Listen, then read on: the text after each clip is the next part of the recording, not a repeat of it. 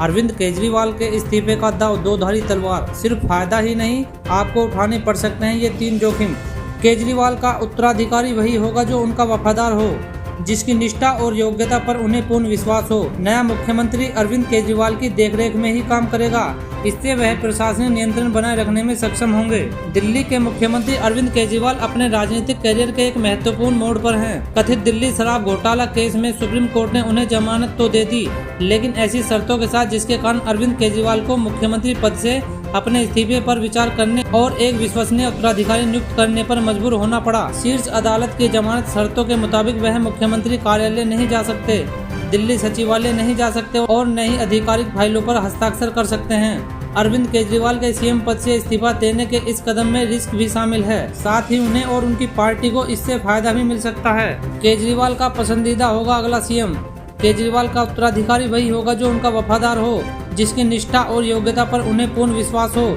नया मुख्यमंत्री अरविंद केजरीवाल की देखरेख में ही काम करेगा, इससे वह प्रशासनिक नियंत्रण बनाए रखने में सक्षम होंगे। केजरीवाल जनता को यह संदेश देने की कोशिश करेंगे कि सीबीआई और ईडी जैसी जांच एजेंसियों का इस्तेमाल करके उनके खिलाफ राजनीतिक साजिश हुई।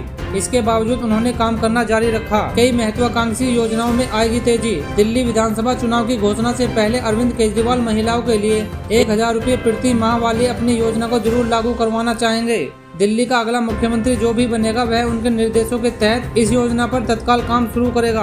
उपराज्यपाल की ओर से इस योजना के अंतर्गत कोई अड़चन आती है तो यह केजरीवाल और आम आदमी पार्टी की सरकार के लिए एक मौका होगा। वे जनता के सामने कहेंगे कि केंद्र सरकार महिला विरोधी है और एलजी के माध्यम से 1000 रुपये प्रति माह वाली योजना को लागू नहीं होने दे रही। इस तरह चुनाव से पहले केजरीवाल जनता की सहानुभूति प्राप्त करना चाहेंगे। बुलाया जा सकता है विशेष विधानसभा सत्र। दिल्ली विधानसभा का एक विशेष सत्र बुलाया जा सकता है, जिसमें विश्वास प्रस्ताव पारित करके यह संदेश देने की कोशिश की जा सकती है कि आपके सभी विधायक एकजुट हैं। विधानसभा का विशेष सत्र केजरीवाल के लिए एक मंच का काम करेगा, जहां वह अपने संबोधन में बीजेपी पर हमलावर दिख सकते हैं और भविष्य के रोडमैप को लेकर अपनी बात रख सकते हैं। यह आगामी दिल्ली विधानसभा चुनाव के लिए एक माहौल तैयार करेगा। इस दौरान आप सरकार मतदाताओं को लुभाने के लिए कुछ योजनाओं की भी घोषणा कर सकता है। केजरीवाल लेना चाहेंगे जनता की सहानुभूति। इस्तीफा देने के बाद केजरीवाल को यह कहने का मौका मिलेगा कि उन्होंने पद की लालच में नैतिकता से समझौता नहीं किया। वह खुद को एक राजनीतिक शहीद के रूप में पेश करेंगे, जिसने सुप्रीम कोर्ट से जमानत मिलने के बावजूद सीएम की कुर्सी छोड़ दी।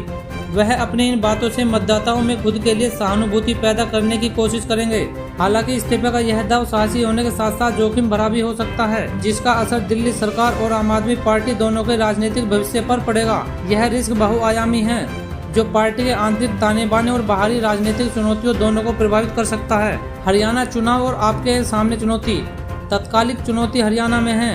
आप राज्य के सभी 90 विधानसभा सीटों पर चुनाव लड़ रही है। दिल्ली और पंजाब की तुलना में हरियाणा में पार्टी का संगठन कमजोर है। इसको ध्यान में रखते हुए आपके लिए यह चुनाव एक कठिन चुनौती लगता है। जेल से रिहा होने के बाद यह केजरीवाल की पहली बड़ी राजनीतिक चुनौती होगी और बहुत कुछ दांव पर लगेगा।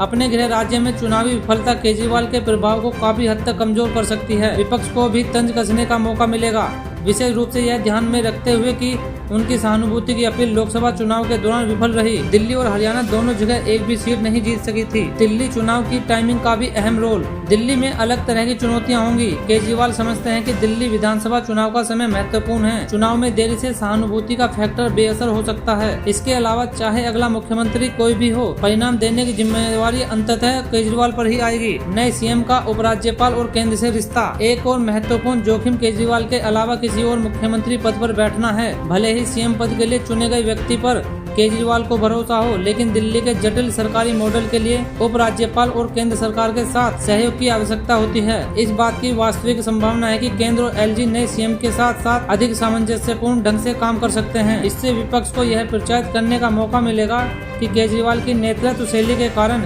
एलजी और सरकार में संघर्ष की स्थिति बनती थी। यह नैरेटिव केजरीवाल की छवि को नुकसान पहुंचा सकता है और आपकी स्थिति को कमजोर कर सकता है। देश विदेश की खबरों से जुड़े रहने के लिए हमारे चैनल को लाइक करें, सब्सक्राइब करें और कमेंट्स करें।